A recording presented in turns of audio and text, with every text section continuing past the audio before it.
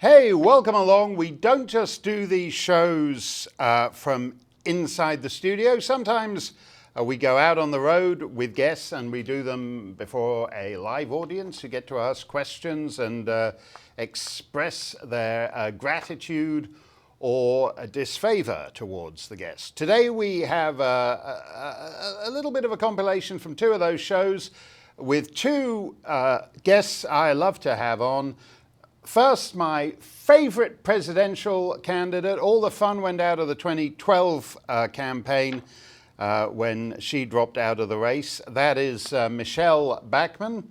And also Mrs. Thatcher's former speechwriter, John O'Sullivan. Michele Bachmann is always a great guest and always has interesting things to say. She represented Minnesota in Congress. And Minnesota, partly because of Garrison Keillor and other myth makers, is one of those romanticized states, not just to Americans, but to people all over the world. Vermont falls into the same category, unlike my own neighboring state of New Hampshire. A certain mythology and romance has attached to them that doesn't quite fit the reality on the ground anymore. As you will know if you followed the really appalling case involving the death at the hands of a Minnesota police officer of an Australian lady who had emigrated to that state. The changing face of Minnesota is one of the themes I took up when I spoke to Michele Bachmann. The view of most people in the Western world seems to be that basically the 6.5 billion people who don't live in North America and Europe should have the right to emigrate to North America and Europe, whereas logic would suggest it might be better to make their own countries better, so they didn't want to emigrate. Right. And yet that's apparently a controversial idea. Well, but it's very interesting at the United Nations. They with a straight face, they're full-on promoters of migration. In fact, if you walk the halls, there'll be big posters up, migration benefits all. Yeah. Really? Yeah, I don't think so. I mean, that's not exactly true. But one thing the United Nations has believed in is redistribution of wealth, just like the left believes that here in the United States. They believe it on a global scale. They're quite serious about it, and they believe in the redistribution of wealth through migration. Right. They encourage people to come into the West, into the United States, because they know there will be immediate access to the welfare state. Yeah. Damn what our laws say. Yeah. There will be immediate access to the welfare state. And I've asked the president of Latin American countries, South American countries, what percentage of your GDP is from remittances, money that is earned in the United States and sent back home. And for many of them, a fourth of the entire GDP comes from remittances from the United States. So whether that's from earnings, legal or illegal, or whether that's from welfare state remittances, it's coming from the U.S. and it's streaming out of our country. No, and just to be clear on what that word means, it's where people come from Mexico into the United States illegally, and they make money in the United States, and they send that money out to Mexico so that in obscure Mexican villages, people are building new houses and businesses with that money. And if any Americans here today, if you were to send out the amount of money that illegal immigrants send out of the country, the IRS would be in your life for the next 20 years checking on that for you. But apparently if you're non-American, you can take money from America and send it anywhere on the planet. Oh, without a doubt. We had a conversation earlier in Minnesota about this absolute scandal. We have the largest Somali population now in Minnesota.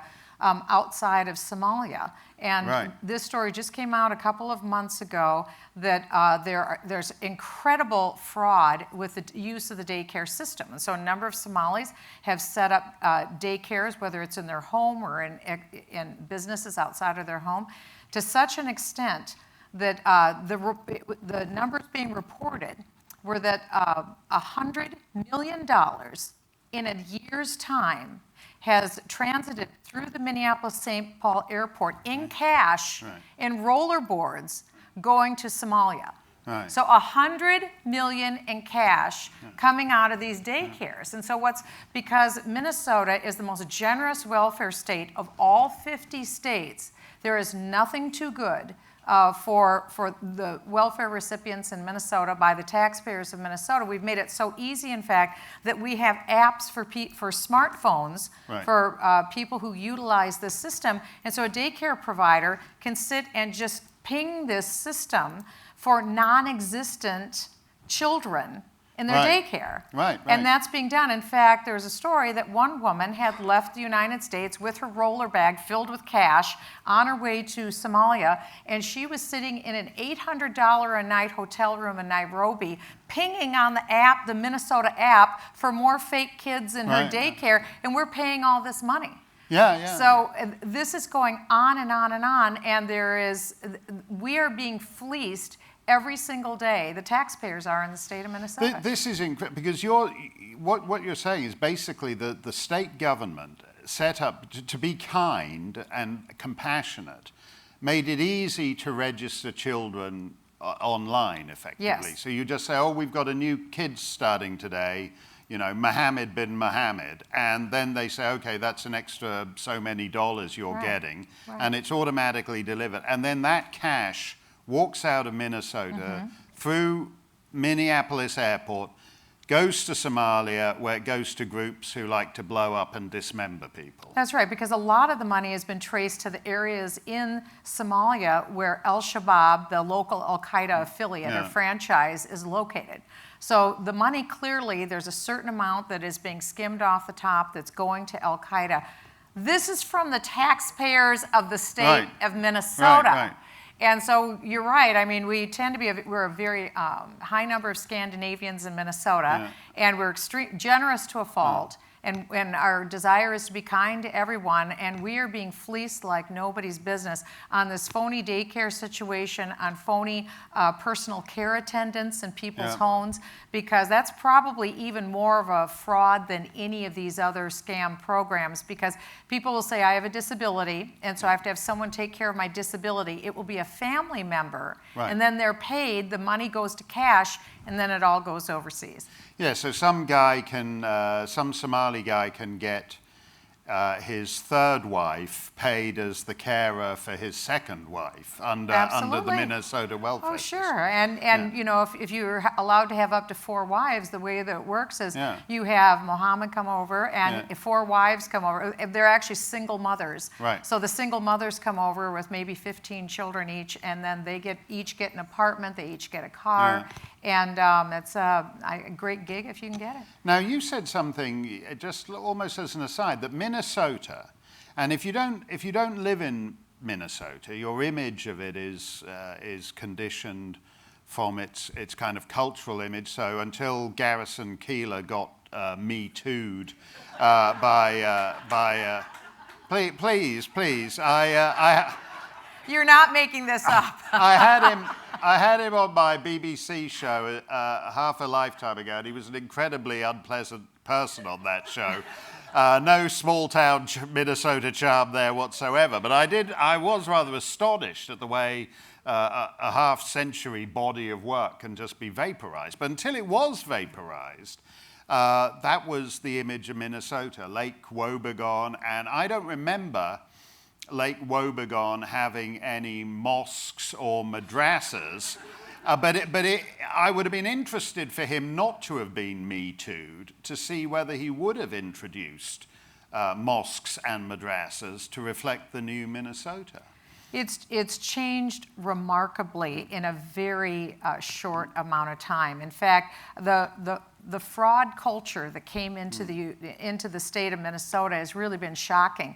So much so that there was a study done by the federal government. They had to shut down the refugee resettlement program because in excess of 80% of the Somalis that were coming into the state of Minnesota came in illegally. Right.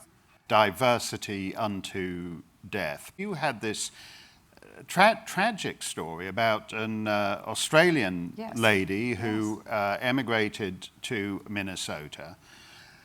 She made a 911 call because she thought someone was being sexually assaulted, I think behind her house. And eventually a police car comes, and she ended up being shot and killed by the police officer, who was a Somali police officer who'd been fast-tracked through what is an almost parodically politically correct police department that you have in Minneapolis. That's right. And it was one of the most shocking things, I think, that because you couldn't not report that. So that did come out over the news, and people were absolutely shocked because under Barack Obama's Department of Justice era with Eric Holder and Loretta Lynch, there were memos that went out to police departments all across the United States, effectively handcuffing the police departments, that they had to be careful and not arrest too many people who were people of color. So, of course, these police departments have held back, they've exercised restraints. They don't make arrests because they're looking at quotas now. They want to have quotas of the number of people they arrest based upon skin color. It's absolutely absurd. It has nothing to do with protecting the public. And so when this woman that you had referred to made the call, 8 minutes is a very long time. She doesn't live in rural Minnesota. She lives in Minneapolis, in a heavily populated area. So she had made the 911 call, and it took 8 minutes. And there was no police presence. And she was very worried because she heard this woman who sounded like she was being sexually assaulted. Imagine how long 8 minutes is. And she could hear this going on. So she called again to the Minneapolis police and said, "Where are you? Why aren't you coming?" So she went out as a good Samaritan, and this is July in Minnesota. So she wasn't wearing flannel from her neck down to her toes. She was probably wearing some light summer nightgown. She said she was wearing her nightgown. So she went out into the alley. The police cruiser came up, and the Somali police officer was sitting on the passenger side. His partner was sitting in the driver's side. The woman came up on the passenger side to get their attention and say, "I'm the woman who called you, and let me tell you what is going on." And what happened is that the Somali police officer reached into his holster. He heard some noise over there, and he leaned over his partner. His partner's window was open, and he shot the woman and killed her dead. He reached right over him for no basis, no understanding. And remember what they were being called for. A possible rape call, and a woman in a pajama comes up to your car. You probably wouldn't be shooting the woman who you may think is the victim. That's exactly what happened. And just, I know we have at least one law enforcement guy among our crowd here, but any of you who've done any kind of policing, even know how absurd it is and what a breach of all procedure to fire across your partner like that from the passenger seat of a car, because if the other officer leans forward, you're going to blow his nose off or whatever. Nobody does that. No, whatever that is, it's nothing to do with policing. Oh, absolutely not. And yet the instinct of everybody in the Minnesota establishment was to protect this kind of code of silence. And this isn't being anti-Somali. It's saying that there's a double standard here that's at play, and it's getting people killed, and it's hurting the state of Minnesota in so many ways. Well, just to go with the people who would think you're being anti-Somali. I mean, you've got Somalia, which is in the Horn of Africa, and then you've got Minnesota, hard up by the Canadian border on the other side of the world. They're completely different societies, but the liberal worldview is that somehow there is something, simply by putting a large Somali population in Minnesota. There are no issues involved. Diversity, paradoxically, means, in the modern liberal thinking, diversity actually means the opposite. It means we're all the same. There's not really any difference between Minnesotans and Somalis.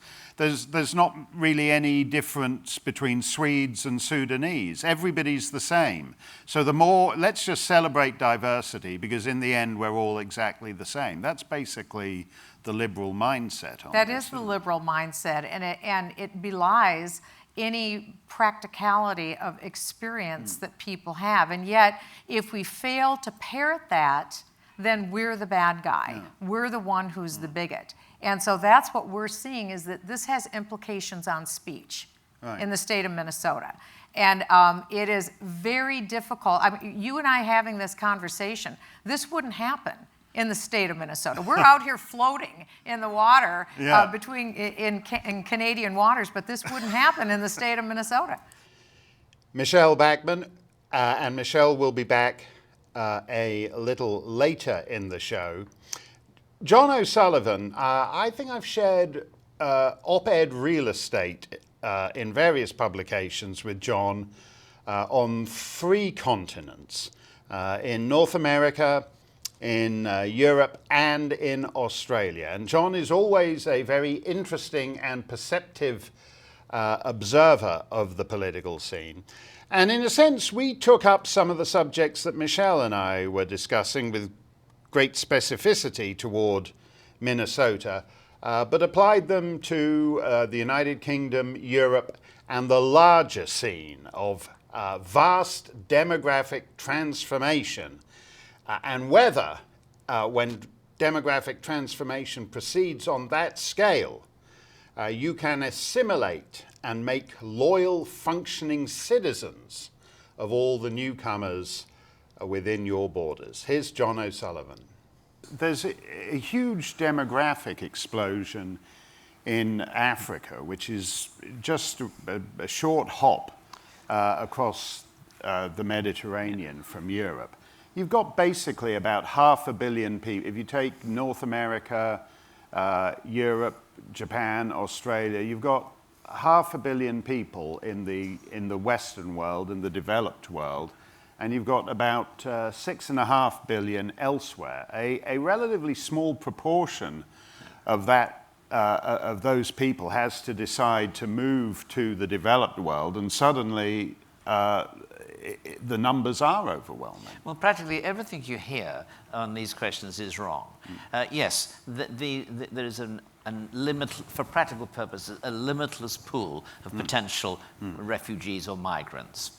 The second point is they're not all poor people. In fact, it's because they are rich enough to afford cell phones, television sets, have some skills, that they know about the opportunities in the West, and they can put together $3,000 or more in order to persuade some smugglers to take them across the Mediterranean or by the land route around Turkey and Greece. And in these circumstances, the more prosperous these societies become, at least for a long time, the more likely they are to be sending people towards Europe. Now, again, it's always been said that, I think rightly, that immigration is a question of numbers. If you have a society which is a community, which is what we think societies should be, they have roughly the same set of values. There are arguments, but the fundamentals are agreed by most people in the society. They have a sense of common fellowship and a sense of common destiny. If they are attacked, most of the society rallies to its own defense. These are important aspects because of life, because it's only a community, in a sense, only a national community which can generate and sustain democracy. And so when we're defending our nation against attack or assault, or even the kind of non-military invasion that we're seeing, then you are not going to be able to, in a sense, evoke those sympathies and values and feelings of defense if the society doesn't have a sense of community and all of these things. And they won't have it if people from completely different cultures, you make this point repeatedly, Mark, that if you take people from small villages in the Middle East or in Pakistan and plunk them down in say, the north of England or anywhere else, if there are only a few of them, they'll adapt. Right. But if there are very large numbers, and if those numbers can go back and forth, getting married, bringing in brides and husbands, relying on the internet to keep in touch with what's happening at home, reading their newspapers, they will not easily become part of your society. There will be a parallel society in a linguistic enclave. And that's not just true for Europe, it's true, of course, for parts of the United States. And it's less obvious there because the migrants tend to be Catholics. They're not from another religion. But it is increasingly clear that people are fed up with the idea that you press number 1 for English, number 2 for Spanish, number 3 for German, number 4 for some Asian language. But as we were discussing the other night... Hmong. I think in Florida, at the polling booths, you can get a ballot in Hmong. Somalia, how come so many Somalis turned up in the middle of the Midwest? But as we were discussing the other day, the really worrying moment is when you pick up the phone and it says, for Somali, press 1. Right. And press 2 for English, or 3. And yeah, there are stages that these things go in. You've given what sounds terribly rational and sounds terribly reasonable if you still believe in the nation state. If you were to say the remarks you've just made at Middlebury College, Vermont, they'd all have a big old riot and put the poor old professor who had the impertinence to invite you to speak in hospital for a couple of days. And you would be denounced as a hater, and you'd be on the Southern Poverty Law Center's list of hate groups all by yourself. What is it that particularly young so-called liberals don't get about what you've just said? How do we get to here? I don't quite know. If you think about, say, 40 or 50 years ago, the topic of immigration was extremely, I won't say inflammatory, but highly controversial topic then. But it was still discussed. It was still discussed, I don't say amicably, but there were people in discussion programs on both sides, and they made serious points. And it was possible to reach conclusions, compromises, and so on. What happens, I think, the more diverse your society becomes, the less possible it is to appeal to common principles, and the more easy it is to blunder unintentionally into offending people for reasons which you yourself are quite innocent of. You don't quite see why this is so annoying or upsetting. And that's particularly true when you get into religious areas. And then you get, and because you have migrants in sufficiently large numbers in particular areas, well, then you get situations like that in East London in which some gay people are attacked because this is a gay-free zone, argue the jihadists, or in Paris, in which acid is thrown in the face of women, young women who are not, as they think, modestly dressed, and the definition of modest is extremely severe. So you're no longer living in a society in which you can take for granted that everybody agrees about everything. Even criminals, when they're breaking the law, will often acknowledge the fact, or this used to be the case, so that, for example, child abusers have a rough time in prison because even the convicted members of gangs, there's some things they don't approve of. Now, I don't approve of child molestation. I don't approve of cruelly beating up child molesters either. But the fact is that reaction on the part of criminals is very revealing, because it shows a society has got a set of common ideas, common values, common sympathies. And when we lose that, we then find our quarrels becoming that much more bitter and that much harder to solve. You made a point a couple of days ago, John, about how the number of non-white Christian men who'd fought for king and empire in the great wars of the 20th century. And people, for example, more Muslims fought than Canadians did in both the First and Second World Wars, and brave Muslim soldiers won the Victoria Cross, fighting on the Western Front for Indian regiments, and traveled to London to collect the Victoria Cross from the king. And we seem to do a better job in those days of providing a society or a civilization in which that was confident enough to impress itself upon other peoples. And that's changed, hasn't it? It has changed. And when we were talking about people's identity, the great problem for young Muslim men in Britain today, and I think in other Western societies, is that there isn't a self-confident British identity to assimilate to.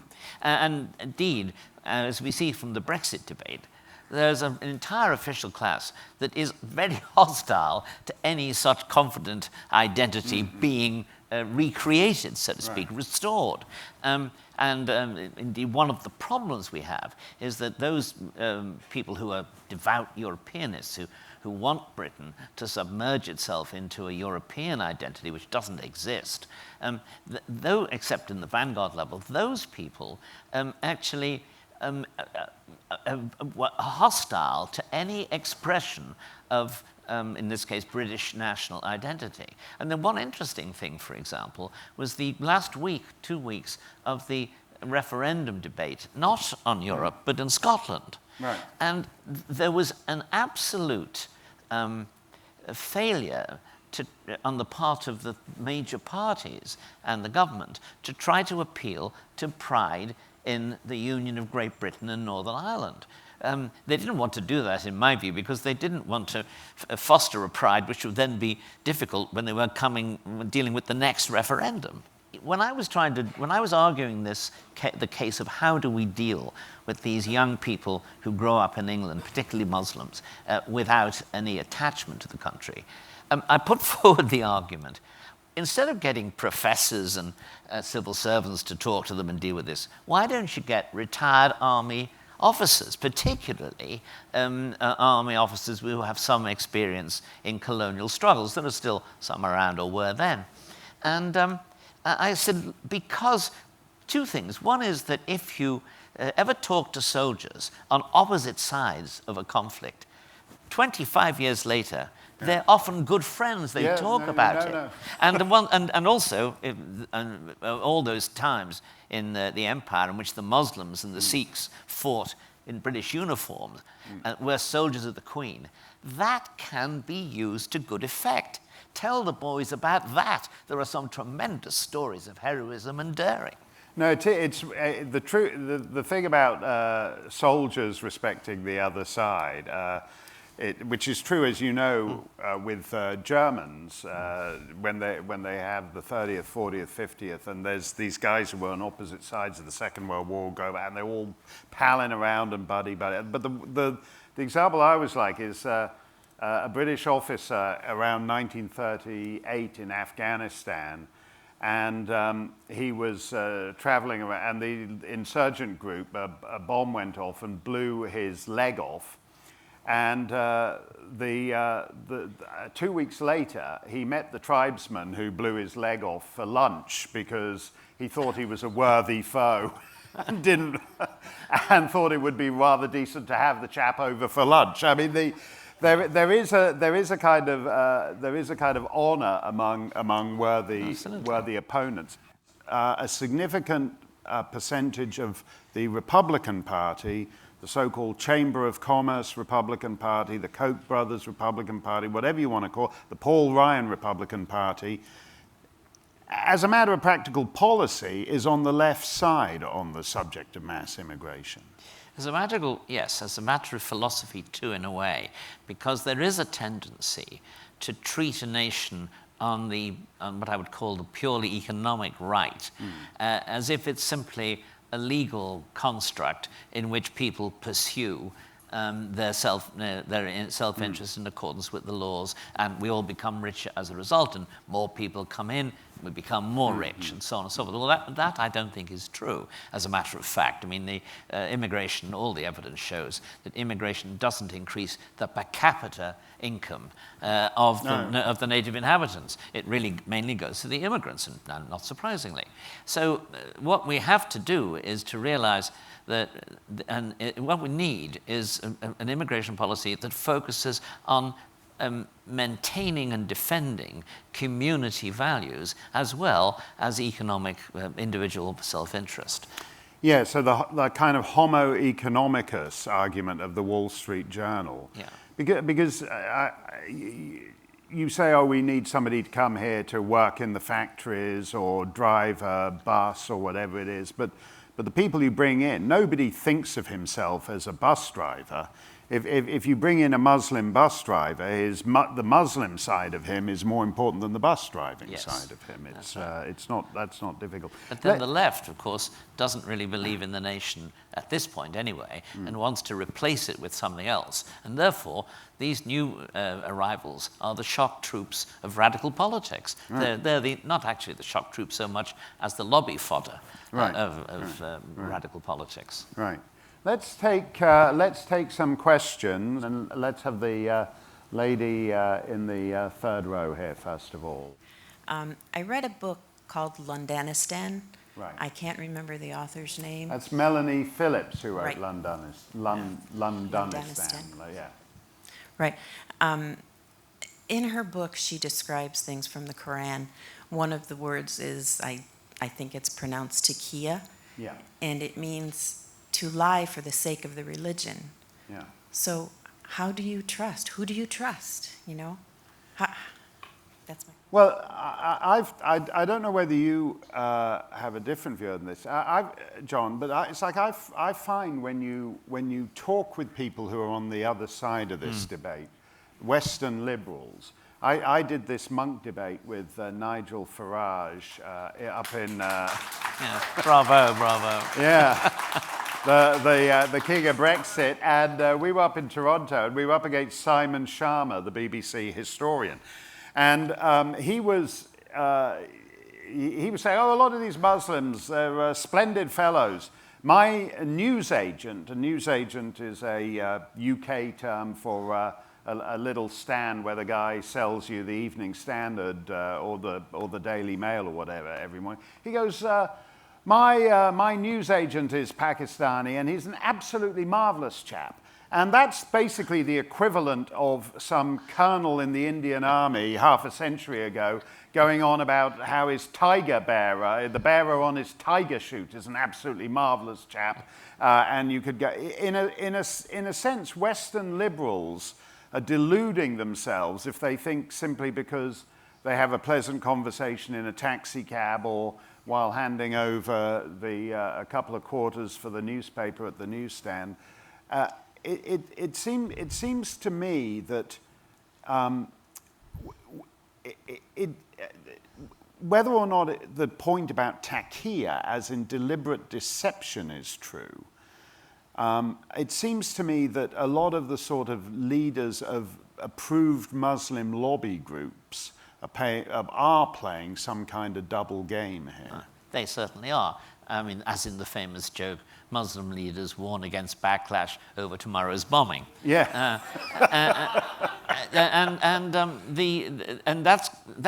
The problem here is certainly with their deceptiveness and your argument about taqiyya, although one can think of some Christian arguments which say something slightly similar to that.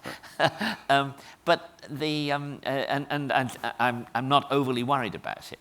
But again, it's the interaction between, on the one hand, the kind of chauvinism of the minority group leadership cooperating with the masochistic multiculturalism of the Western elite. And if you were to get rid of the second, I don't think the first would then be nearly so big a problem.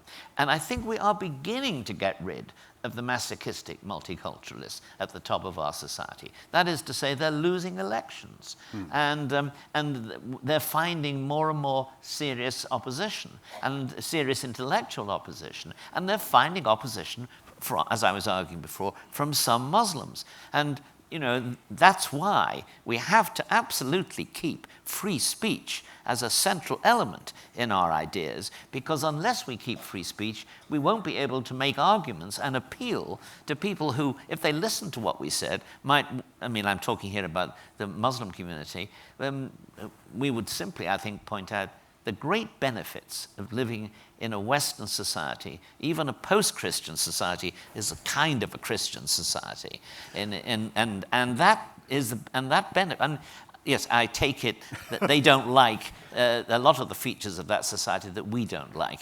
It's open decadence and so on and so forth. But nonetheless, it's got advantages. It's a society in which a man or a woman can call their soul their own. And that's true for them as well as for us. Well, having heard from John O'Sullivan and having heard from Michele Bachmann, I thought we'd bring them together and say what they have to say on some of these issues, not just on immigration and assimilation, but also on the broader themes of populism and national culture versus globalism in the age of the Great Migration. So here's me yet again with Michele Bachmann and John O'Sullivan together. We're going to talk about populism and globalism. Everyone talks about what's going on as a trend, Michele, because they say, oh, well, there was Brexit, and then there was Trump, and then there's some of these new governments in Europe. Is there something going on? There's definitely something going on. And I think the recent speech that President Trump gave to the UN was really the defining moment, because he didn't use the comparative between globalism and populism. He went with globalism and patriotism. And that was an immediate applause line for Americans all across the United States, because one thing I know about Americans, they love America. And Donald Trump wasn't just saying America only. What he was saying is, we're looking out for our interests first, but by the way, we think sovereignty is a good thing for you too. So why don't you look out for your own sovereignty in your own country? That truly is the greatest globalism. When everyone is looking out for their own best interests and building up strong countries for themselves, that's the best kind of globalism I think you can have. And that's, I think, what Donald Trump communicated at the United Nations. The assumption, though, John, has been that for everybody except a couple of superpowers, pooled sovereignty is the way to go. And you know these EU guys in Brussels, they basically are in favor of the European unionization of the world, Yes, that essentially that's right. everything, national interests are all submerged in some vague, amorphous global interest. Well, they always say that they're strongly opposed to nationalism, and one or two major figures in the EU have said things like, if we have nationalism, we'll end up with the Second World War and with Auschwitz. I mean, they have gone as far as that. But look at them. They're strongly in favor of the EU, for which they want a flag, a common citizenship, a currency, an army, a common diplomatic corps. They want all of the attributes of sovereignty, common taxation. They want all of the attributes of national sovereignty and of nationalism. They simply don't want to call it nationalism. They are, in fact, EU nationalists. Now, it's a fraudulent nationalism. It's one of elites. It's a vanguard nationalism in the way that communism was, so to speak, a vanguard movement for the workers. Workers didn't decide it. The vanguard did. And therefore, they don't have the support and the restraints that a democratic people place upon their own governments and upon their own nationalism. What you have is a nationalism which has got really no restraints because it doesn't have much preventing it making mad decisions like the euro, for example. It doesn't have the kind of common sense restraints that the voters would impose on a normal government. If it were to be established that medium rank powers can survive on their own in today's world, why do you need a European Union then? I mean, what is the advantage of pooling your own sovereignty within blocks that, as John pointed out, have all the characteristics of a nation state in themselves? I think I would add that there were great promises of all of the benefits that were going to come out of yielding national sovereignty from the EU countries into the conglomerate. But what people are seeing is that the negatives far outweigh the benefit, most particularly in the area of immigration. And I think more than anything, if you look at Sweden, if you look at Norway, if you look at so many of the countries in the EU, they've had it. Because the bureaucracy will not handle the number one issue that's impacting the common man's way of life. And so the common man is reacting and saying, Brussels isn't listening. And so maybe we need to just say goodbye to Brussels. Right. I mean, because I think that's clearly true. I mean, if you get into southern Europe, there's nothing to stop you going up to Scandinavia, where all the welfare benefits are much bigger. But funnily enough, John, that became a cudgel to beat the Brexit result, because people said, well, it's really about immigration. The media said it was really about immigration, which means that these people are really racists.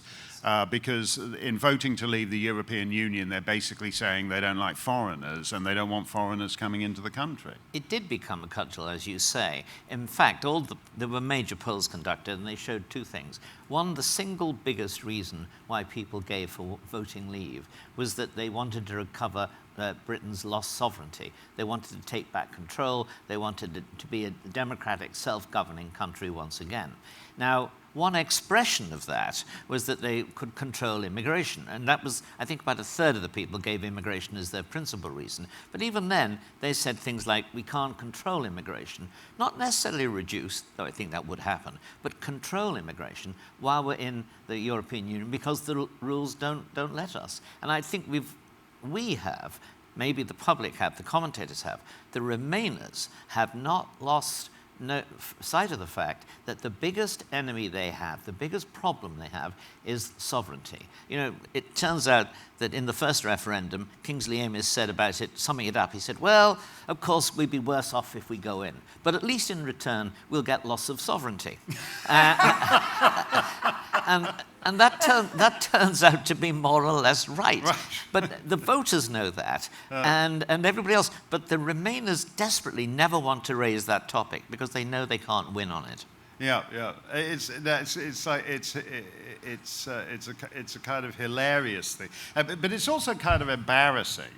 I mean, we are here in Charlottetown, Prince Edward Island, and if you walk into downtown Charlottetown, it says, "Welcome to Charlottetown, birthplace of Confederation," by which they mean a few colonial premiers met here a long time ago and established the basis for the Canadian Constitution, passed by the Parliament at Westminster, which has written more constitutions for more countries around the planet than anyone in history.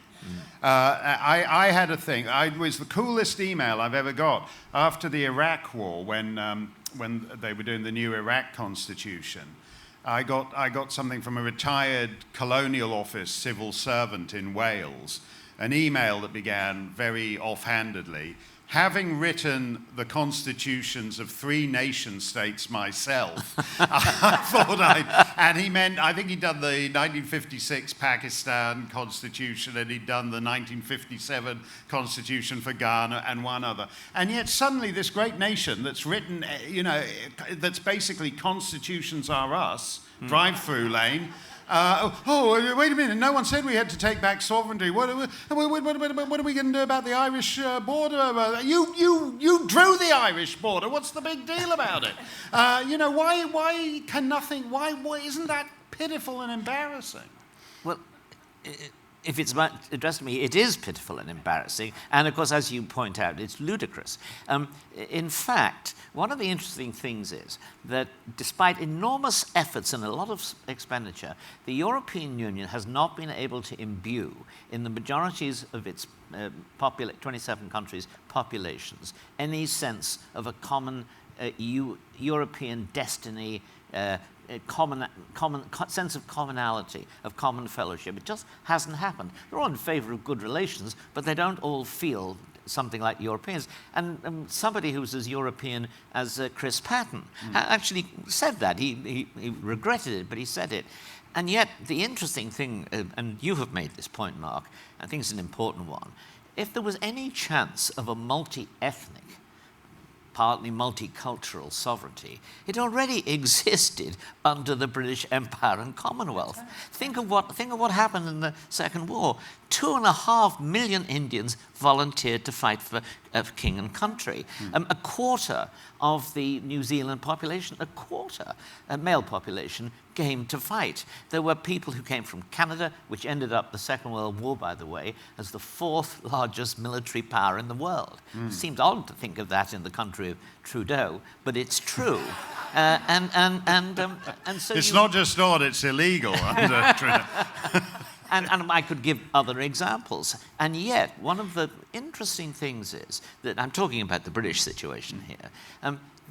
Although the populations of Canada, Australia, New Zealand, and the UK all say in polls that they would most like to have basically free immigration between those 4 countries, it's something which the bureaucrats and the leading politicians resist at all costs, because that, of course, would then make a European identity for the British something that looked simply silly and would simply not go anywhere in future. Let me ask you this, Michele, from an American perspective. John Kerry, a couple of years ago, he was giving a commencement speech in, Boston University, Boston College, wherever it was. And he said to his students, "You are so lucky because you are going to live in a borderless world." And by that he meant that if you go to an elite school, you become the sort of person who might get a job with Goldman Sachs, and you'll go off to Switzerland for a couple of years, and then you might go and work in Hong Kong for a couple of years, and then you'll come back and you'll be in New York. And yeah, I can see that for a certain sliver at the top, it's a borderless world, and you're just jetting around and you're meeting the other international figures from a borderless world. But down below are all the people they're flying over. And it's not a borderless world if you live in a small town that used to have a factory, but now the factory is in China or Indonesia or whatever, and the borderless world has actually wiped out your standard of living. Well, that's exactly right, and I think that's why, like almost anything else John Kerry says, I mean, it doesn't strike a chord of recognition in anyone else's heart, because no one lives that way. And I think to follow on from your last point, connecting it to the point with John Kerry, is when you look at the common thread of Europe and the common thread that you would look at in the Constitution of Europe, what held Europe together, in large measure, it really was at base, there was a faith perspective in Europe. If you look at the Reformation, you had Catholicism, you also had Protestantism, but there was a faith perspective that was the balance, and on that faith came great societies, and came literature, and came art, and came a beautiful, magnificent culture. I think that's part of what we fail to understand, and that we have taken too lightly esteemed and taken it for granted for so long. what it takes, the pillars that it takes of any society to build up a magnificent society. What are those elements? I think we all know. You could say what they are, you could say what they are, but not everyone has them. Not everyone has them. And John Kerry is acting as though America, Zimbabwe, Ghana, South Africa, that there's an equality here, that you can exchange one for another. You really can't.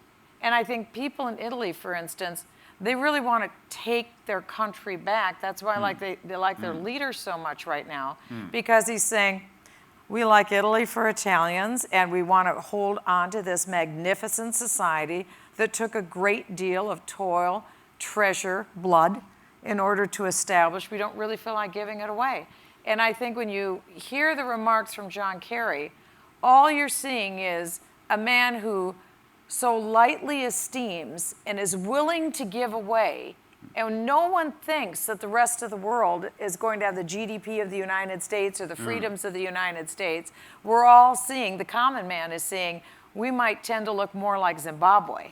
And that's not a comforting thought for someone living in Ohio. No, it's a very when people talk about a borderless world, they sort of think of like a large Denmark, whereas it is more likely to be a large Sudan. Or they're all holding a Coke saying, I want the world to sing. Well, But the Danes are worried about Denmark becoming a large Sudan, which is why they're now carrying out one of the most restrictive immigration policies, and indeed have tougher laws than I would probably favour internally about how they treat migrants. There's a kind of madness in the way people because on the one hand they think that anybody can come to the United States or to Britain or to Western Europe and become a citizen of that country from anywhere on the planet. So they think that it's literally overnight. Yes. They think it's literally overnight. Yes. That you leave Sudan, you land at Minneapolis-St. Paul Airport, and you're a Minnesota man. That's right. And I always love the way the media, which are always tell you like the approved version of these things. And I love with your Somali friends in Minneapolis, when they go back home on these mysterious trips, they go back home and usually paid by their federal student loans. That's right, and they mysteriously just buy a one-way ticket, and then 2 weeks later you'll see the headline: a Minnesota man self-detonates in Mogadishu. It's always a Minnesota man, and you think, oh, I wonder if that's a friend of Michelle's, or I wonder if that's. And even worse, they return to Minnesota. Right. After being on their battlefield, they return to Minnesota. No consequences. No, you find them at Dunkin' Donuts or, the CVS. But what's so weird about this is that there is a whole... the people who run both America, who run the European Union, seem to think that they can actually transform populations on unprecedentedly fast timetables, and it will make no difference. Because they're highly self-confident. The bureaucracy, they have no problem with self-esteem. They regard their own personal abilities as almost divine right of kings. You don't question the bureaucracy. Well, I'd love to know what that is about, because when it was the divine right of kings, kings are sheepish enough to know somewhere deep down that it's like the haphazardness of birth. And so most of them, the ones who hung around long enough, understand deep down, I didn't really deserve this job, and so... There has to be some buy-in from the people. Yeah, whereas when you have a meritocracy, when you have all the people who are as brilliant as John Kerry and his audience of whatever Boston University that was, do you think they're going to do for us in the end? I mean, do you think we can actually push back and reclaim this, Michele? Are you talking about the bureaucracy? Well, I'm talking about whether we can actually turn this thing around. The move toward globalism. Yeah. Is that what you mean? Yeah. I think we're seeing it today, probably handled in the best way that there is. And I think that example is coming from Donald Trump, but not just Donald Trump. I think we are seeing it across various nations in the EU where people are being emboldened by what they're seeing in Donald Trump. I think it's happening in Italy, it's happening in different countries. People are saying they see the excess, the problem, and they recognize that in some ways it is a societal ticking time bomb, and that if they don't rescue their country soon, there may not be a chance to go back. They're smart enough to realize that. I think that's what happened in the fall of 2016. People in the United States were seeing that we were slipping toward a globalism in the United States. They saw Hillary Clinton as perhaps being the final nail in that coffin, so to speak. They didn't want to go there. Donald Trump is very plain and confident. And you don't see that often, for example, in UK leaders or even necessarily in Western European leaders. And the question becomes ultimately, are they really prepared to extinguish some of the oldest nation states on earth? And the best ideas on earth. And the best ideas on earth because of some sort of guilt trip to do with history and racism and colonialism and what else? Or is that a tipping point that has been passed, or can it be turned around? Well, I think it can be turned around. But let's think what they think. I mean, they're under the impression, well, they lie to themselves. None of these people ever say, well, let's try to get rid of nation states and have so many immigrants that within a nation state, normal democratic government becomes impossible because, as Lee Kuan Yew points out, when you have large numbers of different racial and ethnic groups, then politics then becomes a question of race. People vote on the basis of race and culture. And that's a bad thing. And this is where the rise of identity politics comes in. And what's happening at the moment in America is partly a result of white people saying, well, look, if you've got identity politics for everybody else, we can't afford to be left out of the line. And the appeal that we should be making, and I think Donald Trump does make and others make, is, look, let's not go down the identity politics route.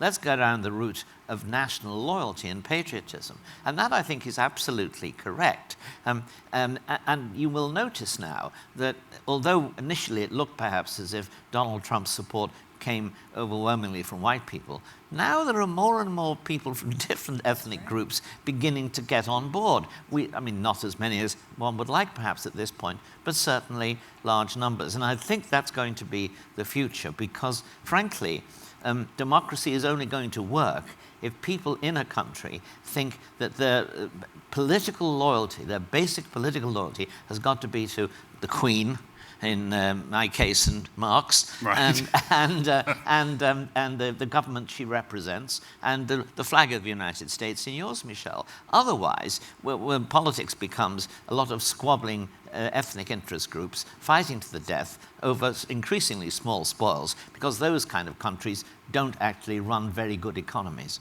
John O'Sullivan and Michele Bachmann, and a lot to chew over there.